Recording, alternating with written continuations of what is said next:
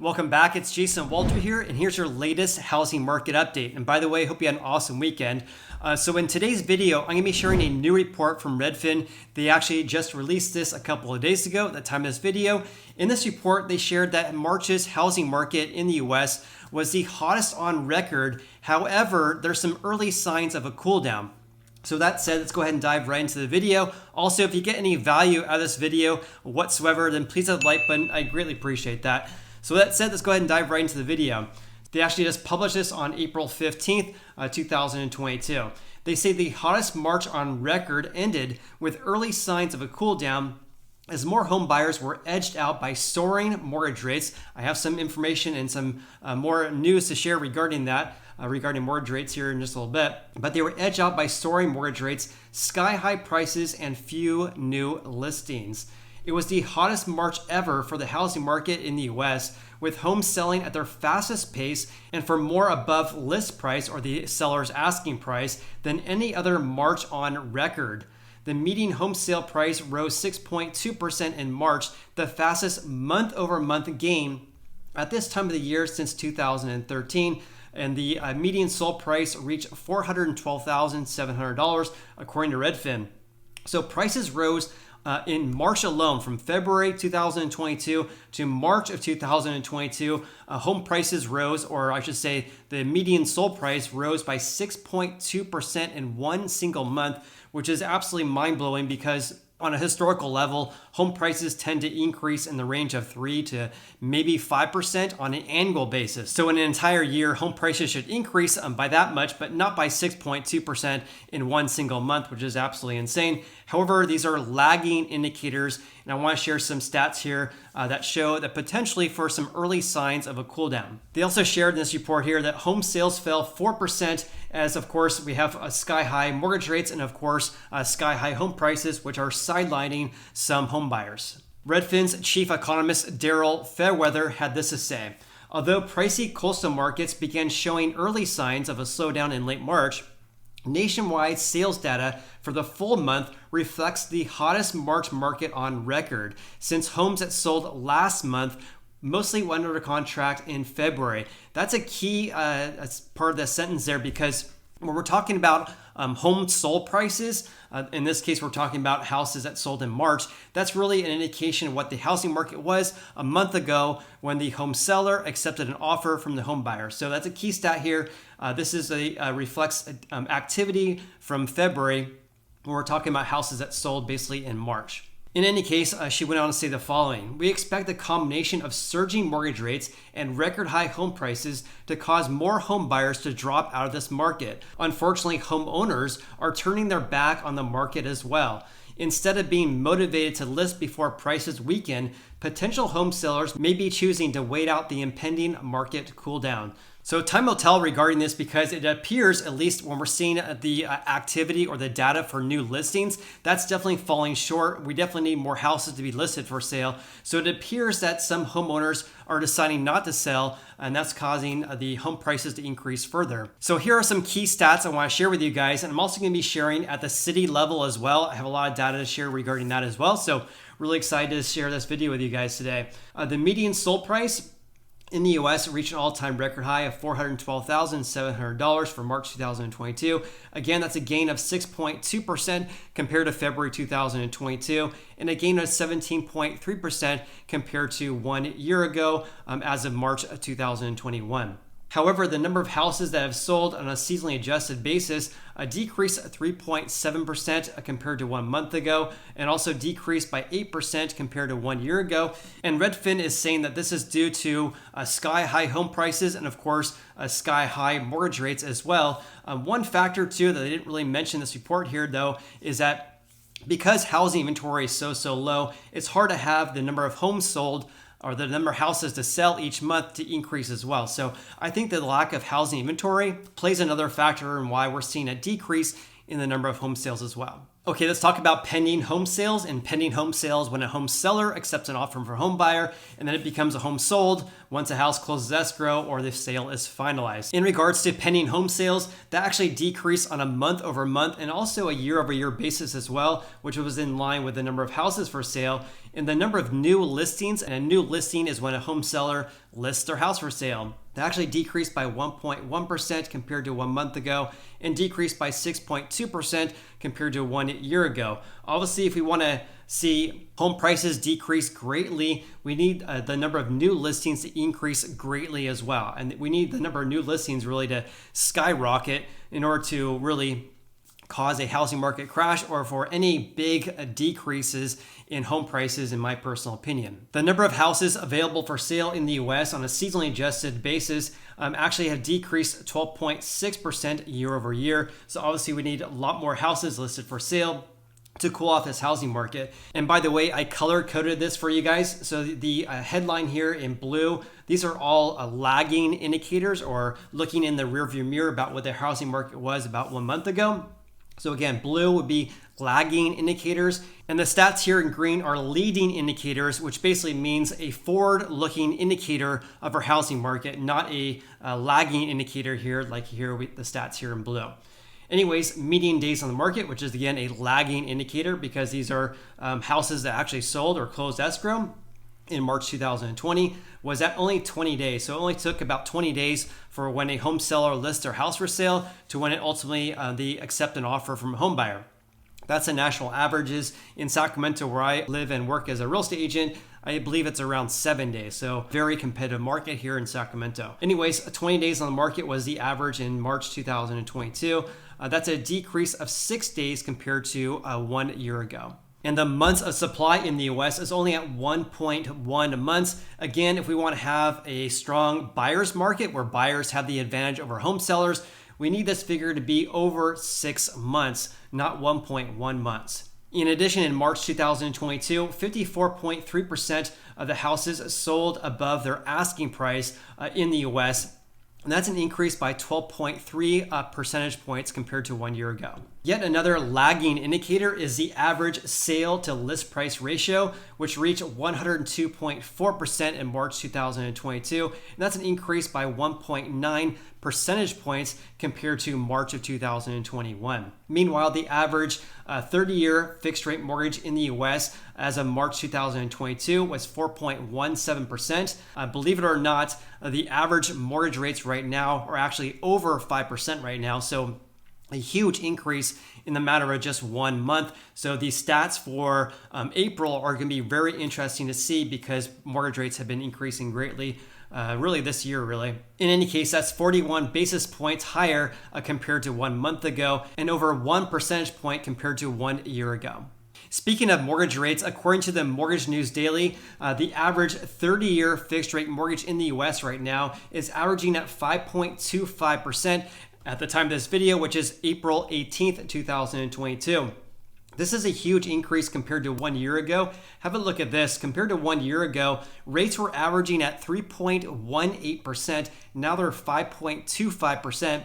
And that's a gain of over 2 percentage points in 1 single year, which is absolutely insane. This is the highest levels we've seen since basically 2008. Besides April 11th last week, we also reached 5.25%. But have a look at this. This is the average 30-year fixed rate mortgage in the US going back to 2006. So right now, 5.25%, the highest levels we've seen since basically July of 2009.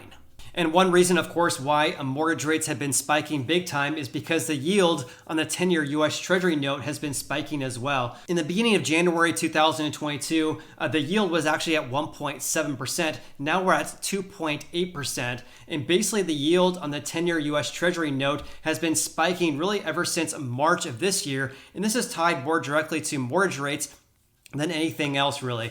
When the yield increases, so can mortgage rates. In any case, this is one reason why Redfin is predicting that we're going to be seeing a slowdown in our housing market because we're seeing this big spike in mortgage rates. In any case, let's go back to this report from Redfin. And a Redfin real estate agent in Austin, Texas had this to say. Everyone is watching mortgage rates right now, myself included. Buyers using traditional financing are worried about being priced out, but all cash buyers are rubbing their hands together, thinking that higher rates will dry up the competition and they will be able to swoop in and bid unopposed. However, the biggest effect I'm seeing right now has been on investors. With prices rising so fast, the return on the investment, or the ROI, is falling fast. higher mortgage rates are starting to push Austin area investors into other less expensive markets or out of the market altogether. To me, this feels like deja vu from 2013. Back in 2013, early parts of 2013, I was helping a real estate agent who was helping investors buy houses in the greater Sacramento area. And what we saw here in the Sacramento area is that home prices shot up big time back in 2012 and also 2013. But rents did not increase at the same rates. So what basically happens there is that the investors' return on their investment starts to decrease when prices have been increasing so much, but rents are not increasing at the same rate. And that caused a lot of big investors like BlackRock and also Waypoint Homes to stop buying houses basically in mid-2013. Again, because home prices increased greatly, but rents did not increase at the same rates because they were buying houses and renting them out. So this agent here in Austin, Texas is basically saying the same thing, that the return on their investment is decreasing, so they're seeing fewer home purchases by investors. So I want to share some stats with you regarding this. So here's, according to a new report from CoreLogic, they said that rents are up 12.6% on new single-family leases in January of 2022. So rents are up 12.6% compared to 1 year ago. However, look at home sold prices according to Redfin for the same time period. So basically at the end of January, home prices had increased by 14%. So home prices increased by 14% for the 4 weeks ending January 30th, 2022. So if home prices are increasing by 14%, but rents are only increasing by 12.6%. So in my personal opinion, we may see investors buying less and less houses if home prices continue to skyrocket and also if rents do not increase at the same rates. And I know what you guys are thinking. A lot of investors buy houses with all cash. However, a lot of investors still have a debt service that they have to pay. So if rents are not increasing at the same rates that home prices are, then that could cause them to hit the pause button on buying future houses. In any case, let's go back to this report here from Redfin. They said the median sold prices increased from a year ago in all of the 88 largest metro areas that Redfin tracks. The largest price increases were in Tampa, Florida, a 29% increase compared to 1 year ago, Phoenix, Arizona at 27%, and McAllen, Texas at 27% increase. Again, I'm going to be sharing some stats of other cities in the US about how they fared against each other. All right, changing gears slightly, let's talk about the number of home sales in March according to Redfin. So home sales fell from the prior year in 79 of the 88 largest metro areas that Redfin tracks. The biggest sales declines, this is the number of houses that actually have sold. The biggest sales declines were in Northport, Florida, a decrease of 30% compared to 1 year ago, West Palm Beach, Florida, and Lake County, Illinois. In contrast, the largest gains were in Fresno, California, an increase of 6%, Philadelphia, a gain of 6%, and Oxnard, California, a gain of 3%. And Oxnard, California is actually by Ventura. In regards to housing inventory fell 13% year over year to a new all-time record low in March. 82 of the 88 largest metros that are tracked by Redfin posted year-over-year decreases in housing supply or housing inventory. The biggest year-over-year declines in active housing supply in March were Allentown, Pennsylvania, Greensboro, North Carolina, and Fort Lauderdale, Florida. The only metro areas where the number of homes for sale increased were Elgin, Illinois, an increase of 29% compared to 1 year ago, Chicago, Illinois, have a gain of 13%, Detroit, Michigan, and Lake County, Illinois. In regards to the number of new listings fell from a year ago in 69 of the 88 largest metro areas. The largest declines in the number of new listings that hit the market were in Allentown, Pennsylvania, a decrease of 56% compared to 1 year ago, Greensboro, North Carolina, Honolulu, a decrease of 25%. In contrast, the number of new listings rose the most in McAllen, Texas, a gain of 17% compared to a year ago. Additionally, home sales that closed in March, which mostly went under contract in February, again, this is a lagging indicator, spent less time on the market and sold for over the asking price compared to 1 year ago. So let's have a look at days on the market, which is a DOM. That actually fell to 20 days in March compared to 1 year ago. The days on the market was actually 26 days. So it took 26 days to sell a house 1 year ago. But ever since really 2020, the days on the market has been absolutely falling off big time. I mean, pre-COVID, it was entirely normal to have days on the market, or your average days on the market, to be in the range of 30 to over 50 days on average. And back in 2012, at the beginning of 2012, it was almost 100 days was the average days in the market during that time period. Meanwhile, 44% of houses sold above their asking price in March, and that's actually up 12 percentage points from 1 year ago, and the highest March level on record. Yet another lagging indicator is the average sale to list price ratio that actually reached 102.4% in March, which basically means that home sellers on average sold their houses for 2.4% over their asking price. And this is another record high for this time of the year. Okay, changing gears slightly, let's talk about at the city level how each of the cities in the US compared. So let's first talk about competition. So in Denver, Indianapolis, Tacoma, Washington, and Seattle, those were the fastest markets. Half of the houses that sold there went under pending contract status in just 5 days. So basically in these markets here, houses on average had an accepted offer within just 5 days, which is absolutely insane. The most competitive market in March was actually San Jose, California, where 89.5% of the houses sold over their asking price in March of 2022.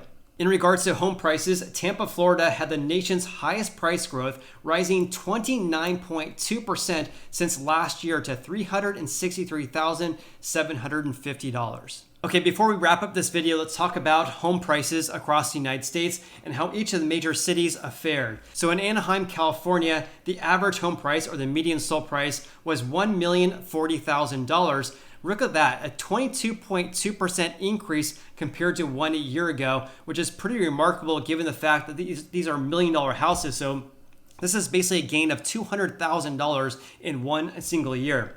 Austin, Texas, the median sold price was $525,000, an increase of 22.9%. In contrast, Baltimore, Maryland, where the median sold price was $335,000, home prices only increased by 6.3% compared to 1 year ago. Chicago, Illinois, the median sold price is only $310,000. Also, home prices only increased by 3.3%. A very big difference when you compare home gains in Anaheim, California, and Austin, Texas, where they all increased by over 20%. Dallas, Texas increased by 22%. Also, Denver at 21%. El Paso, Texas, home prices there increased by 20.5%. And by the way, for all these cities that Redfin tracks, Detroit, Michigan was the most affordable because in March, the median sold price was $166,000. A big difference when you look at Anaheim, California, where the median sold price is over $1 million. Fort Worth, Texas, prices increased by 22.6%. Greenville, South Carolina, also gained of 20% there. Jacksonville, Florida, gains of 25% compared to 1 year ago. Knoxville, Tennessee, the median sold price was $319,000, but prices have increased 23.3% compared to March of 2021. Las Vegas, Nevada, median sold price there is now $430,000. Actually, not too much cheaper than Sacramento, for example. A 27.2% gain in home prices there. In McAllen, Texas, a gain of 27%. We're seeing a lot of cities within Texas and Florida where home prices have increased over 20% compared to a year ago. In contrast, though, Milwaukee, Wisconsin, home prices only increased by 5.2%. Nashville, Tennessee, home prices are up $430,000, a gain of almost 24% compared to a year ago. New Orleans, Louisiana, median sold price was $280,000, a gain of 7% compared to a year ago, but home prices there actually decreased compared to 1 month ago. Meanwhile, Northport, Florida, Orlando, Florida, and Phoenix, Arizona all had price gains of over 25%. Raleigh, North Carolina increased by 27%, and Salt Lake City, Utah increased by 24%. Have a look at this. San Francisco, California, the median sold price in March 2022 was almost $1.6 million. Home prices only increased by 10% there, but in San Jose, the median sold price was actually just under $1.6 million as well. Home prices there increased by 17.7%. Compare that to St. Louis, Missouri. Median sold price was $225,000. Home prices only increased by 6.4% from 1 year ago. So comment below with your biggest takeaways from today's video. Also, if you got any value out of today's video, then please hit the like button. I greatly appreciate that. Also, consider subscribing if you haven't done so already. Hope you have an awesome day. Look forward to seeing you on the next video.